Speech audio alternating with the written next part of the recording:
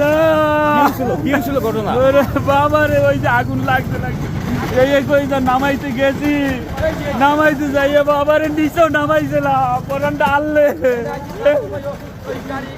আনলে বাবা। এরকম একটা দুর্ঘটনা ঘটছে, আগুন লাগছে, তাই হাসপাতাল কর্তৃপক্ষ এই ধরনের রোগীদেরকে ব্যবস্থা করবে না?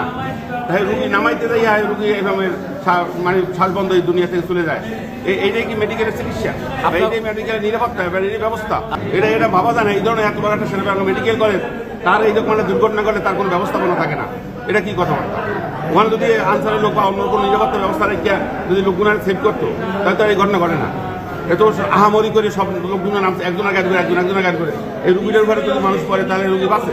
ঠিক আছে, কোন রকম আল্লাহর রহমতে আমার বাবারে নিয়ে বের হইতে পারছি। আমরা 11টায় খবর পাই বরিশাল শেরেবাংলা মেডিকেল কলেজ হসপিটালের মেডিসিন ইউনিট বিভাগে আগুন লাগে। আমরা তাৎক্ষণিক 2টা ইউনিট রেসপন্স করে আমরা মুভ করি। আমরা এসে দেখি ওইখানে পর্যাপ্ত পরিমাণ ধোঁয়া এবং আগুন। তো ওইখানে আসলে বেডশিট ছিল এবং কিছু পিলো বালিশ ছিল, ওইগুলির মধ্যে পরিত্যক্ত, ওইগুলি ছিল নতুনও ছিল, কিছু পরিত্যক্ত ছিল, ওইগুলির মধ্যে আসলে আগুন লাগে।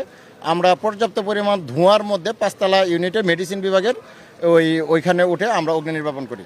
তো এই মুহূর্তে আসলে এটা বলাটা একটু কঠিন যে আসলে আগুনটা কিভাবে লেগেছে, আমরা তাই অ্যাকুরেট বলতে পারতেছি না। এখানে স্থানীয় যারা আছে তারাও বলতে পারতেছে না কিভাবে ধরছে।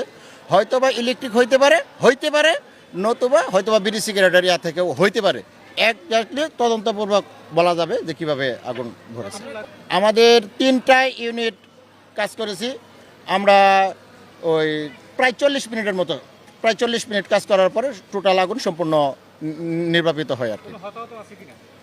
না, আমরা এসে কোনো হতাহত পাইনি। আমরা ওই আগুন নিয়ন্ত্রণে আসার পরেই আমরা মেডিসিন বিভাগের প্রত্যেকটা ওয়ার্ডের মধ্যে যাই রুগীদেরকে বলছি যে আমার আগুন নিয়ন্ত্রণে চলে আসছে, আপনারা কেউ ভয় পাবেন না। ওনারা পরে একটা আশ্বস্ত হয়ে ওনারা ওইখানে অবস্থান করে আর কি। করে নামতে গিয়ে একজনের মৃত্যু হয়েছে। ও এটা তাহলে আমরা এসব পাই নাই, আমরা আহত নিহত পাই নাই আর কি, যে এটা আমরা অবগত না।